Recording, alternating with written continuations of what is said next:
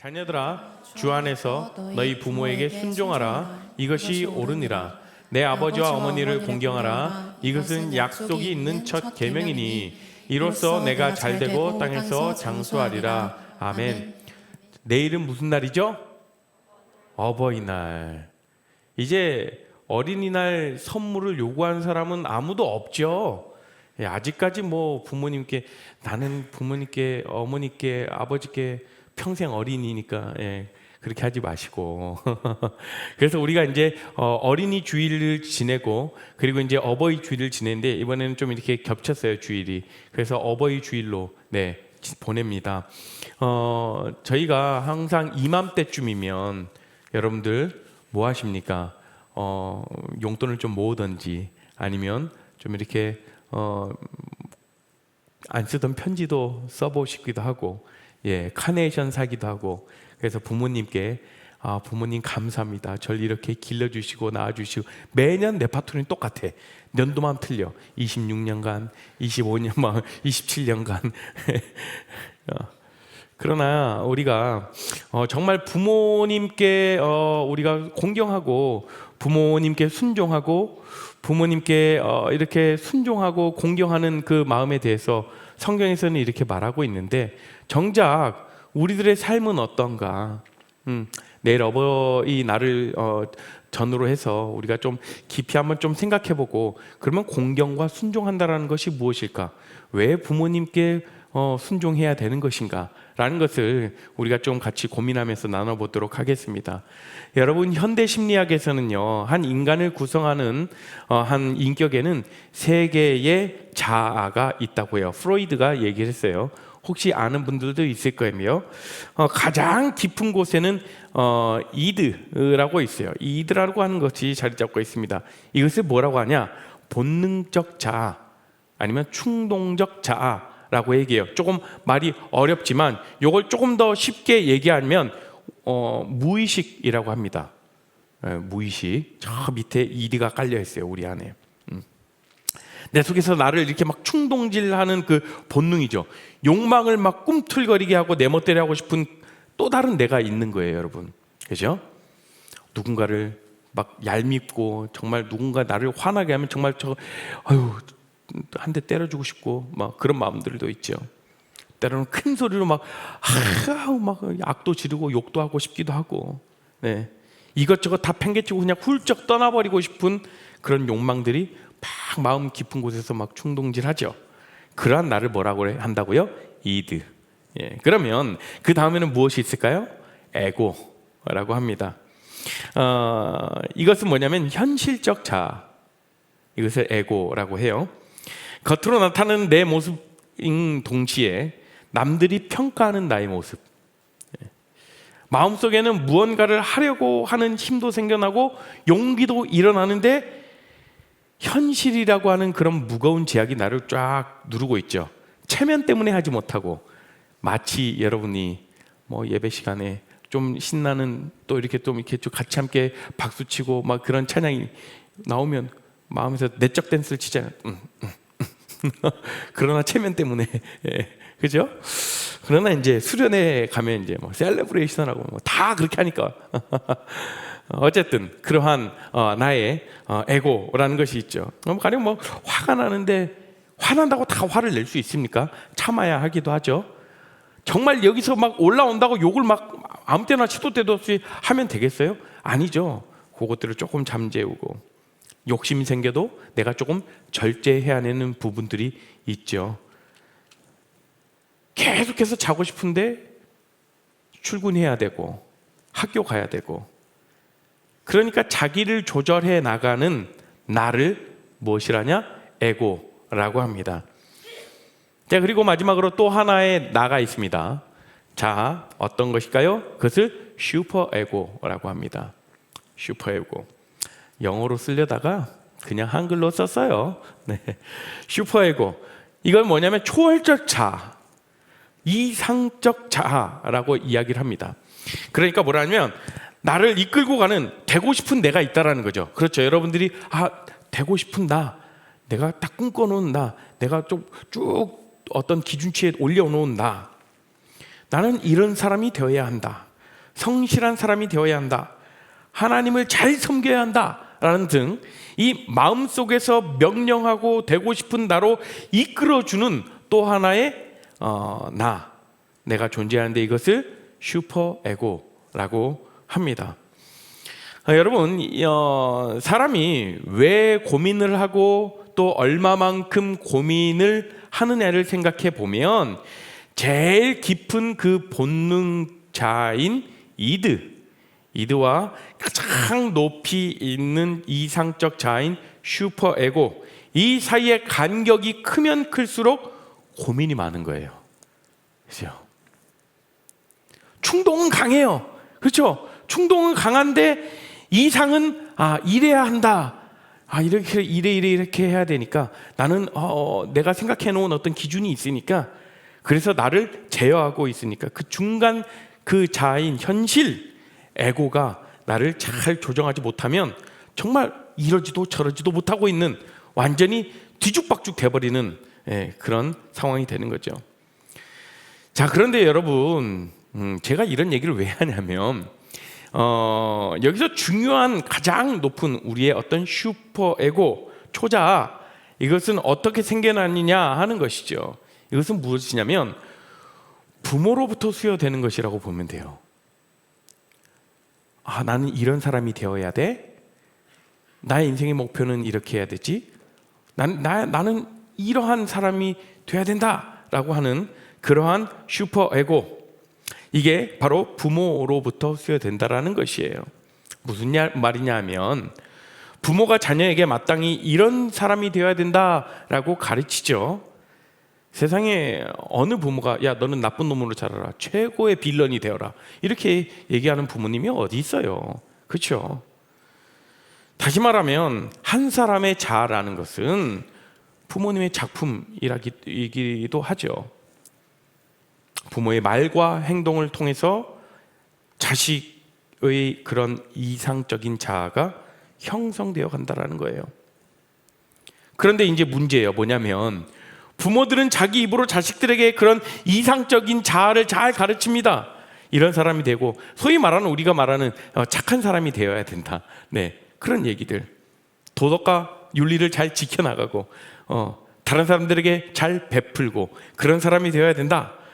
그러나 그렇게 얘기는 하지만 정작 나타나는 부모님의 모습은 어떻습니까? 이상적이지 못할 때가 있죠. 때론 말과 행동이 틀릴 수밖에 없을 때, 그런 모습들을 볼 때 우리는 부모에 대한 마음은 좀 갈등이 일어나죠. 여기서 아니, 부모님도 그거 잘 못하면서 왜 나한테 이렇게 하라고 그러는가, 왜 나한테 이런 기준 높은 잣대를 들이밀면서 왜 이런 사람이 되라고 하는 것인가. 그러면서 이제 자식과 부모의 사이에서 갈등이 일어나게 됩니다. 그러면서 때로는 부모님의 말씀을 이제 우리가 어렸을 때는 억지로라도 어쩔 수 없이 혼나니까 순종하고, 용돈 끊기니까 순종하는 척 하기도 하고, 그러면서 이제 우리의 머리가 자라나게 되죠. 우리가 사춘기가 접어들게 되고, 우리도 생각이라는 걸 하지 않습니까? 이거는 합리적이지 못하고, 이거는 부모님 말에 나는 동의할 수 없다, 부모님의 말씀이 모든 것이 다 옳은 것은 아니지 않냐라고 하면서 이제 부모님에 대해 바라볼 때 불만하는 그런 불만들이 올라오고, 그러다 보면 결국 부모님을 우리가 무시하게 되고. 자, 옛날에는요 이랬다고 하더라고요. 우리 부모님의 세대들의 부모님은, 그러니까 우리 할아버지 할머니들은 우리 부모님을 볼 때 네가 다 알아서 해라, 내가 뭘 알겠냐. 그런데 요즘 부모님들 어떠세요? 야, 네가 뭘 안다고 그래, 네가 인생을 얼마나 살아봐서 그런다고 그래. 아니요, 우리도 생각이 있고, 우리도 계획이란 것들이 있고, 우리들도 꽤나, 여러분들이 이제 20년 이상 살았으면 인생의 짬밥이 좀 있는 거 아닙니까? 그런데 왜 자꾸 우리 부모님들은 니네가 뭘 안다고 그래, 그러면서 서서히 이제 부모님과의 갈등, 마찰이 생기고 오히려 우리가 또 부모님을 무시하는 그런 모습들이 보이죠. 여러분 어떻습니까? 사람은 누구나 자기는 자신에 대해서 불만이 많아요. 그렇죠? 이렇게 살았어야 되는데 그렇게 살지 못한 자신을 미워하기도 합니다. 이것이 가장 강하게 나타난 것이 뭐냐면 먼저 살아본 부모의 마음이라는 거예요.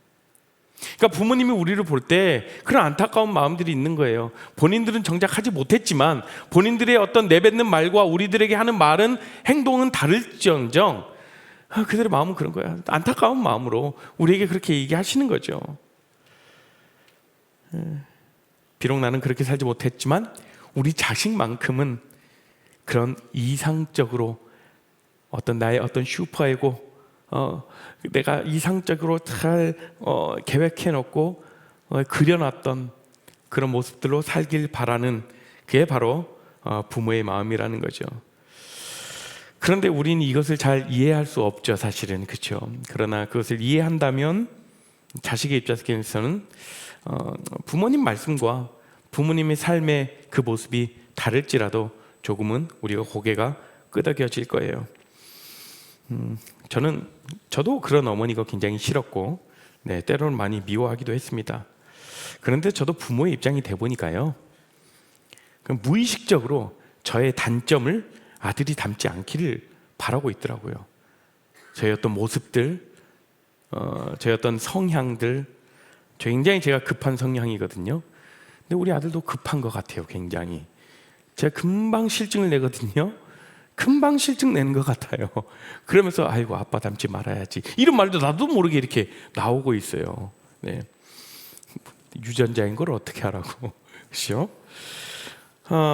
자, 성경에서는 이 부모에 대한 이런 현실적인 어떤 이런 불만과 이런 원망을 어떻게 처리해야 할까라고 오늘 말씀에서는 이야기하는데, 그것이 오늘 본문 말씀이에요.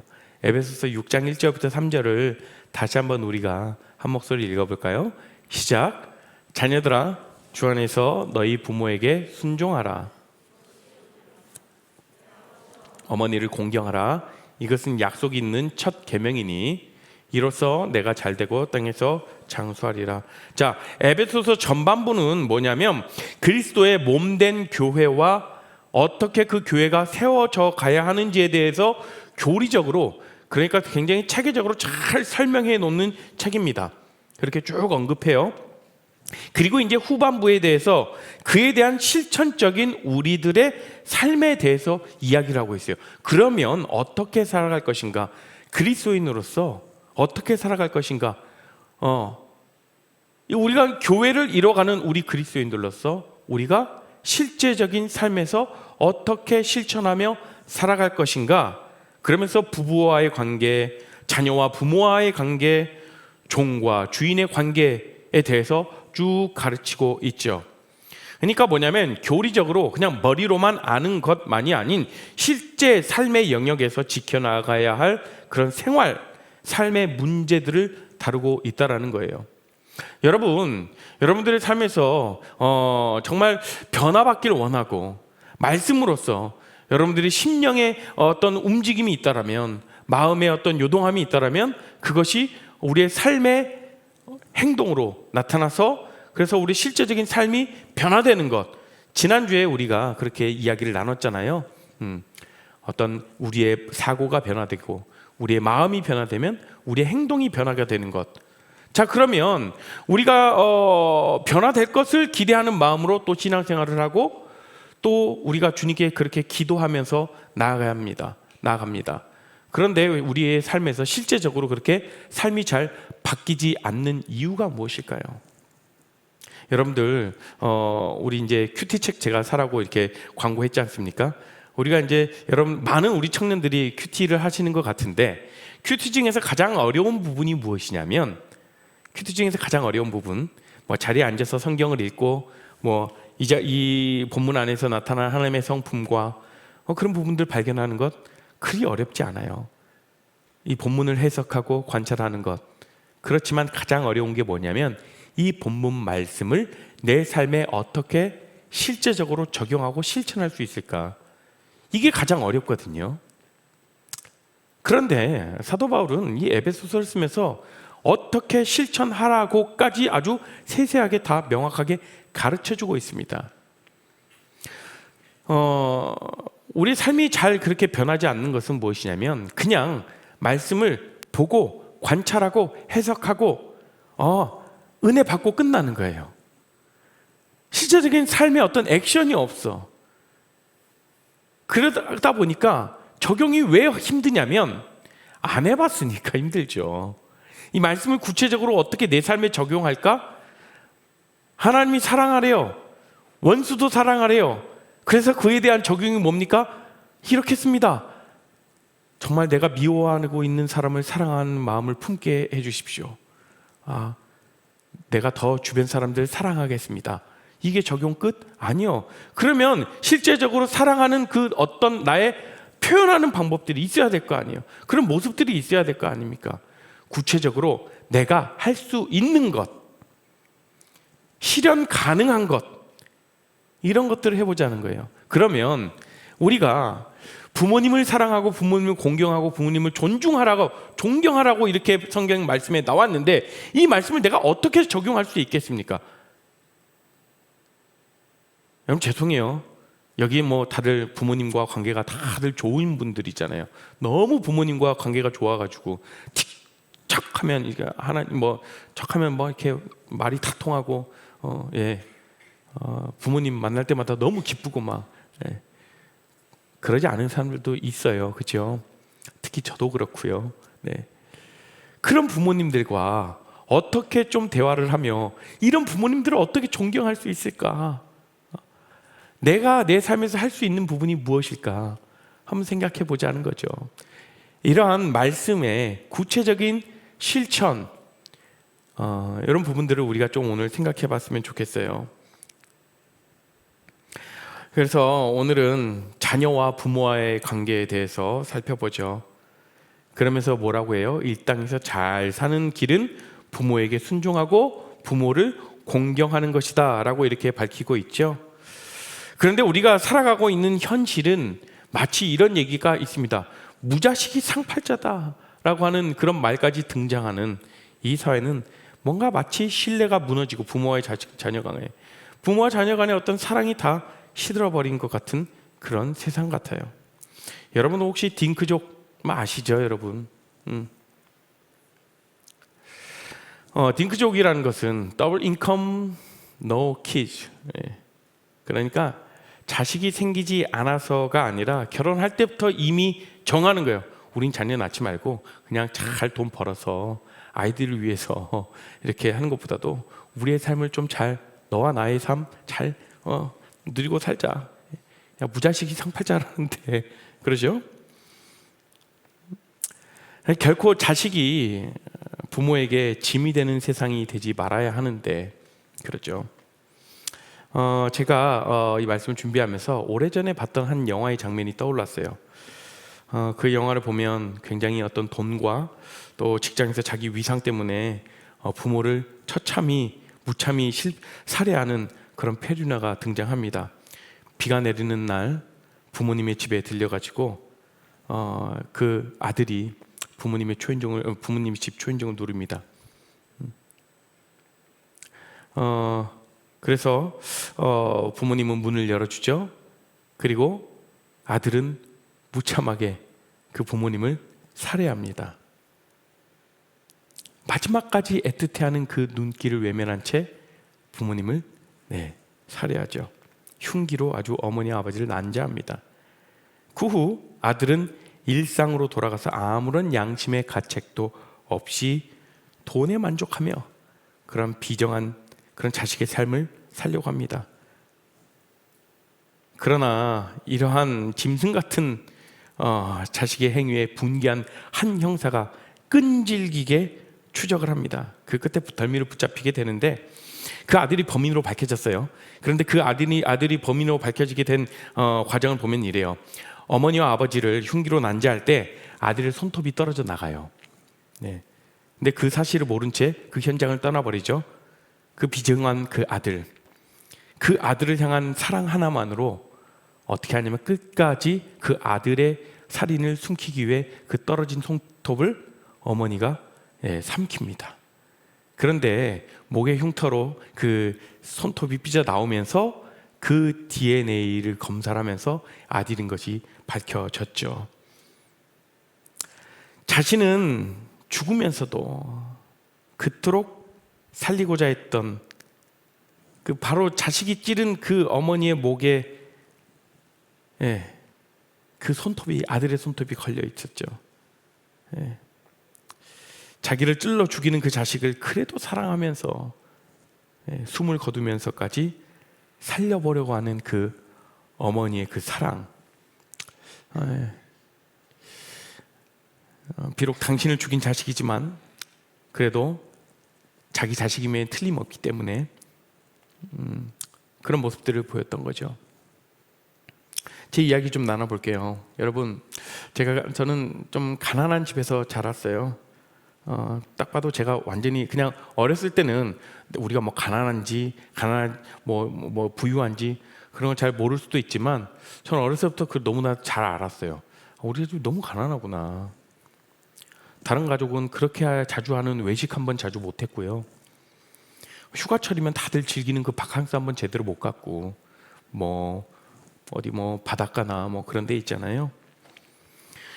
여름 방학 때 이렇게 가족들끼리 이렇게 이렇게 뭐 바닷가나 이런 좋은 휴양지 같은 데 놀러 가고 싶은데 맨날 우리 부모님이 데리고 가는 곳은 어디냐면 기도원. 여러분 기도원 아시죠? 여름 휴가철이면 맨날 그렇게 기도원을 데리고 가세요. 그리고 그 기도원에 이제 약간 그 쿰쿰한 그 냄새에 그 땀 냄새와 막 이 비가 내리고 막 그 여름 휴가철 때 막 또 장마철 때 막 비 내리고 그러면 여러 가지 냄새들이 섞여가지고 그 냄새가 아직도 기억나는데 오래된 기도원 가면 그런 냄새가 나요. 네. 저 어렸을 때 막 그렇게 다녔던 것 같아요. 참, 뭐 전국적으로 뭐 안 다녀본 기도원이 없는 것 같고, 왜냐면 지금 보니까 이렇게 휴가철에 어디 뭐 가서 이렇게 즐기고 그것보다도 부모님이 이렇게 같이 기도하고 그런 것들이 좋았던 것 같아요. 참 남들 다 있는 그런 집에 이제 우리 저도 여러분들 뭐 그렇게 막 이렇게 큰 차이는 나이 차이는 안 나는데 저 때 그냥 막 그렇게 집에 이렇게 자가용이 막 이렇게 흔하게 있던 시절은 아니었어요. 그래서 뭐 자가용도 막 있고 싶기도 했는데 뭐 우리는 집도 차도 없고 막 되게 좀 뭔가 맨날 엄마가 돈 없어 맨날 이러고 그런 뭐 가게에 딸려 있는 그런 단칸방에서 좀 이렇게 새 가족이 지내고 그런 삶을 살았어요. 그런데 아버지가 어느 하루는 뭐냐면 여름 휴가철이었어요. 그날 어김없이 트럭을 어디서 한 대 가져오셨어요. 트럭을 타고 다니는 그 트럭을 가지고 그 트럭 뒤에다가 텐트를 치신 거예요. 그 트럭 뒷칸에다가 텐트를 치시고 거기서 막 놀자고 하시는데 저는 왜 그게 그렇게 창피하고 너무 이렇게 뭐 그게 너무 싫었어요. 순간이 굉장히 궁상맞아 보이고 남들 막 다 쳐다보고 그러는 게 얼마나도 창피했겠어요.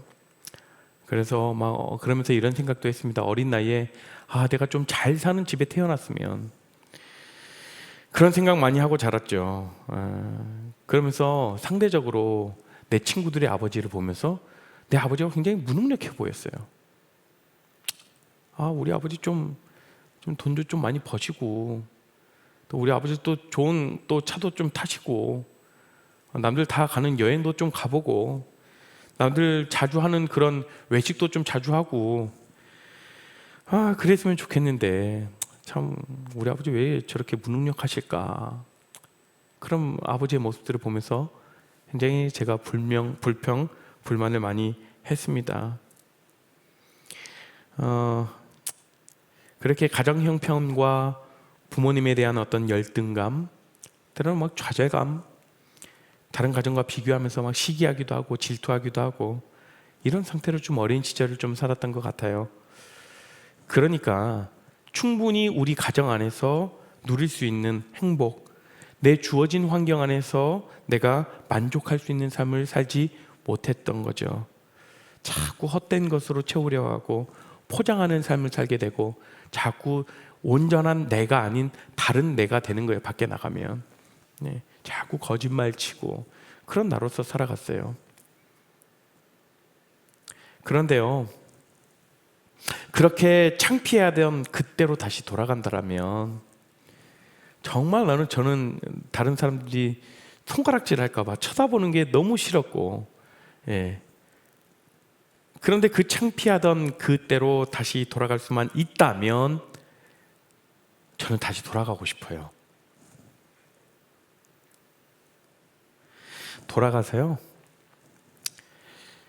왜 이리 가난해서 왜 이렇게 나에게 못해주고 해주는 거 없어 라고 불평하고 원망하고 창피해했던 아버지 왜 이렇게 무능력하실까 했던 그 말을 멈추고요, 아버지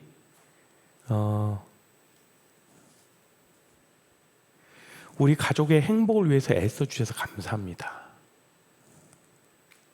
이렇게 말씀드리고 싶어요. 경제적 어려움이 있고요, 먹고 싶은 거, 여행하고 싶은 거 못하면요, 누가 제일 마음 아프겠어요? 여러분, 그걸 해주지 못하는 부모의 마음은 찢어집니다. 그럼에도 그 안에서 할 수 있는 모든 걸 동원해줘서 아들을 기쁘게 해주려는 그 아버지의 마음이 제가 보게 된 거예요. 그 마음을 깨닫게 되면서 저 어린 시절 충족하지 못했던 것들만 바라봤던 그런 내 시선이 변하기 시작했어요. 그 속에서도 누릴 수 있는 많은 것이 있었고 그 어려운 형편에도 감사할 수 있는 것이 너무나도 많이 있었다는 것을 보게 되었죠. 주님이 그 시선을 허락하신 거예요. 주 안에 머물게 되면, 주 안에 거하게 되면 우리의 시선이 변하게 됩니다. 우리의 마음을 이렇게 치유해 주시죠. 나는 이렇게 늘 못 받았어. 날 늘 언제나 이렇게 인정 못 받고 우리 부모님께 맨날 이렇게 통제당하고 이러고 살아서 우리 부모님은 내 마음을 기울여 주시려고 하지 않아.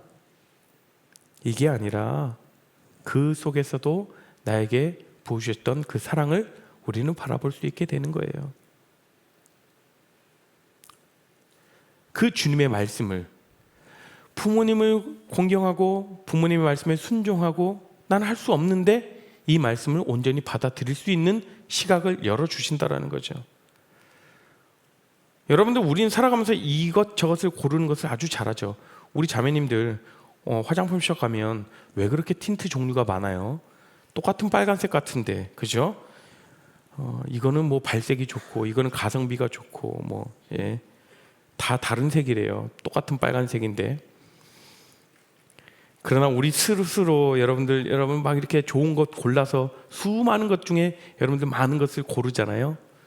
심지어 과일을 하나 고르더라도 우리가 먹을 때 여러 가지 정말 좋고 맛있는 것 골라서 사잖아요. 그러나 우리 스스로 선택할 수 없는 것이 있습니다. 무엇입니까? 부모죠. 내게 선택권이 없는 본래적으로 그리고 원천적 그 관계가 바로 부모와의 관계입니다. 내가 마음대로 바꿀 수 있는 것이 아니죠. 그러니까 우리가 판단해서 우리 좋은 부모다, 나쁜 부모다 말해서는 안 되는 것이죠. 이것이 올바른 신앙적 이해입니다. 자, 성경은 우리에게 가르쳐 줍니다. 내 부모에게 순종하라. 그리고 내 부모를 뭐라고요? 공경하라 라고 얘기합니다. 성경에서 부모에게 대하여 하는 말을 딱 이 두 마디로 요약할 수가 있어요. 순종과 공경. 자, 공경한다는 것은 무엇이죠? 사랑한다는 말이죠. 그리고 그 사랑이란 어떤 사랑이죠? 위로 향하는 사랑이에요. 존경을 겸한 사랑, 존경을 겸한 사랑, 이것을 바로 공경이다라고 얘기합니다.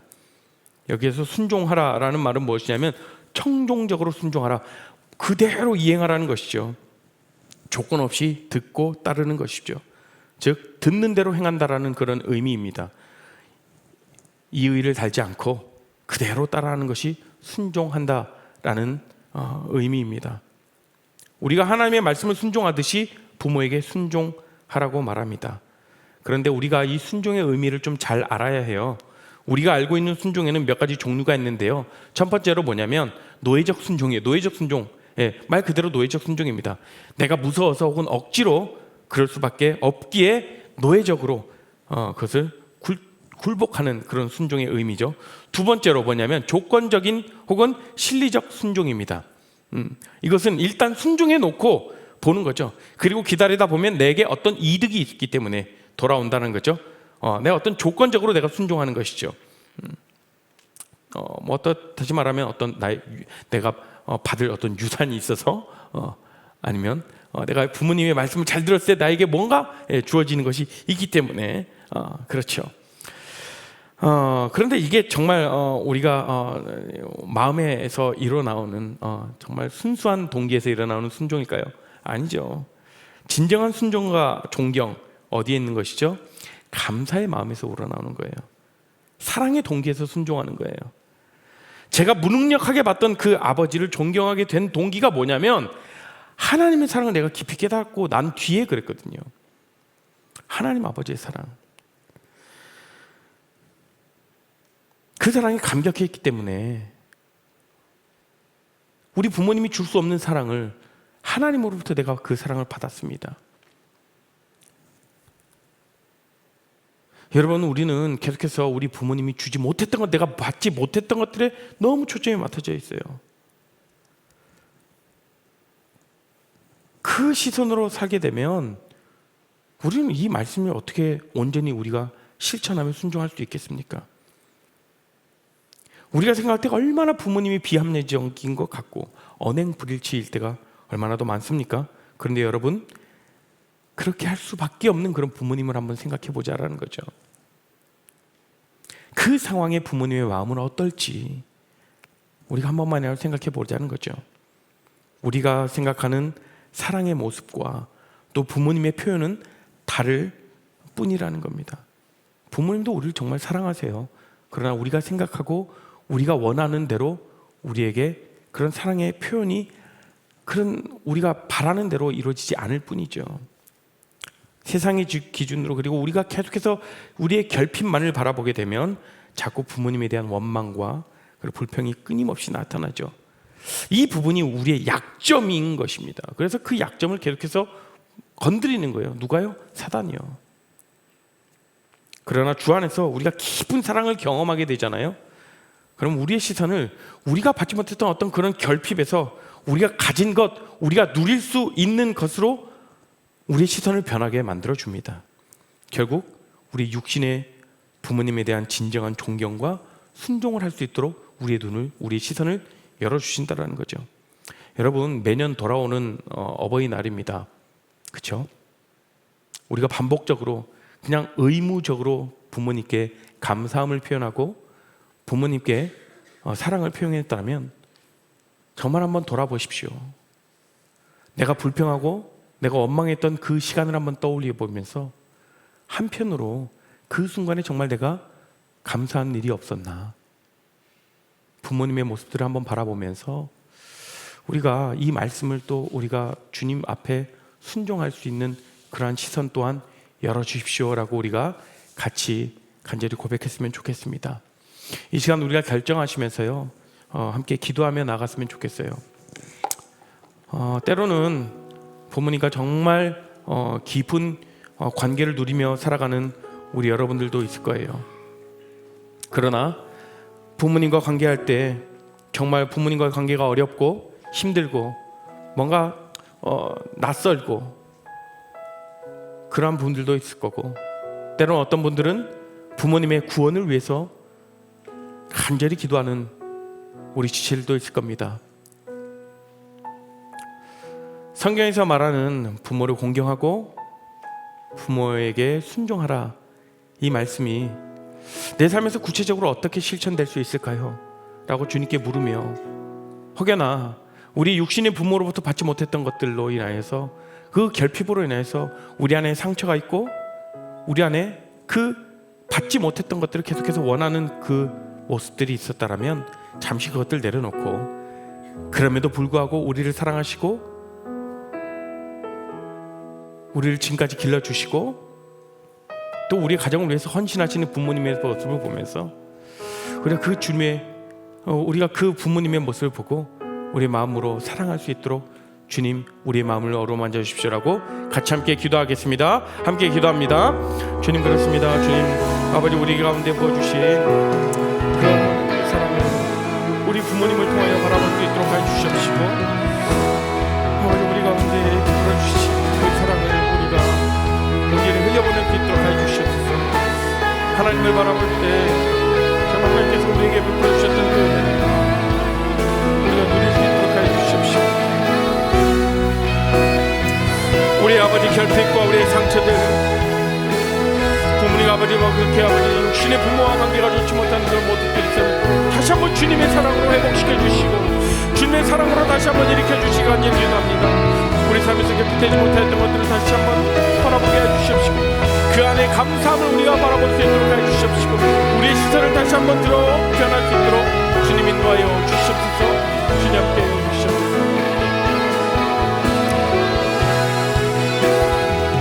하나님 그렇습니다. 주님 하나님께서 때로는 주의 말씀을 우리가 순종하고 주의 말씀을 온전히 따르고 나가야 되는데 그 말씀을 온전히 우리가 실천하지 못하고 적용하는 데 어려움이 있는 그런 말씀들이 있습니다.